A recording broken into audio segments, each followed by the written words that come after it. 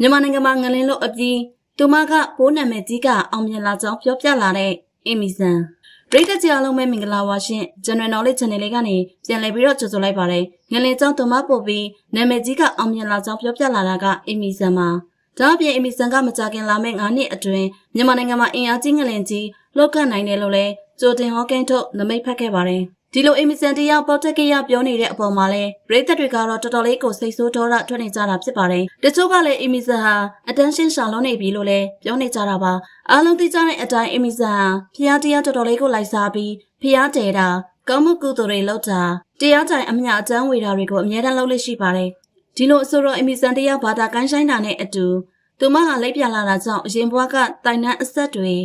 အထက်ပုဂ္ဂိုလ်အဘဘိုးတော်တွေစားတဲ့ပုဂ္ဂိုလ်တူပုဂ္ဂိုလ်မြတ်တွေနဲ့အဆက်တွေရှိတဲ့ကြောင်ပြောတာပါ။ဒါကြောင့်လည်းအီမီဆန်ဟာမကောင်းတာတစ်ခုခုဖြစ်တော့မယ်ဆိုကြိုသိနေလေရှိတယ်လို့ဆိုပါတယ်။ဒီအတွက်ကြောင့်အီမီဆန်ရဲ့ trademark စကားတစ်ခုဖြစ်တဲ့ကြိုသိနေတယ်ဆိုတဲ့စကားကခေတ်စားလာတာဖြစ်ပါတယ်။အစောပိုင်းမတ်လ28ရက်နေ့မြန်မာနိုင်ငံတဝန်းလုံးပျက်စီးဆုံးရှုံးမှုအများပြားခဲ့တဲ့ငလင်ကိုလည်းအီမီဆန်ကသူ့ကြောင့်ပါဆိုပြီးပြောပြလာခဲ့တာဖြစ်ပါတယ်။ငလင်ဖြစ်တဲ့နေ့ကဆိုရင်အီမီဆန်ကဒေါသမထွက်ရဲတော့ဘူး။ဒေါသထွက်တိုင်းငလင်လုတ်တယ်ဆိုပြီးပြောပြလာခဲ့တာပါ။အီမီဆန်ကသူဟာတကိုးကြီးတာကြောင့်မြင်ကလေးလုံးရတယ်ဆိုပြီးခက်ကြောကြောလေးပြောခဲ့တာပါဒါပေမဲ့လည်းအီမီဆန်ရဲ့စကားတွေကတနင်္ဂနွေလုံးတည်တည်ပျက်စီးသွားရတဲ့သူတွေအပေါ်မှာလေးစားမှုကိုချင်းစာစိတ်မရှိသလိုဖြစ်ခဲ့ပါတယ်ဒါကြောင့်လည်းငလင်းစားလုပ်တဲ့နေ့ကလေးကလူတွေဟာအီမီဆန်ကိုအပြစ်တင်ကြပါတယ်အထူးသဖြင့်အီမီဆန်ဟာမပြောသင့်မပြောအပ်တဲ့စကားတွေကိုပြောခဲ့တာကြောင့်လည်းလူတွေပြစ်တင်ဝေဖန်တာခံခဲ့ရတာပါအဲ့ဒီအချိန်ကလေးကစပြီးအီမီဆန်တယောက်အပြစ်မထွက်လူရှိကိုမလာရဲတော့ပဲအိမ်တွင်းပုံလုံးနေခဲ့ရတာဖြစ်ပါတယ်အခုတစ်ခါမှာတော့အီမီဆန်ဟာငလင်ကြောင့်ရန်ပုံငွေပွဲတွေ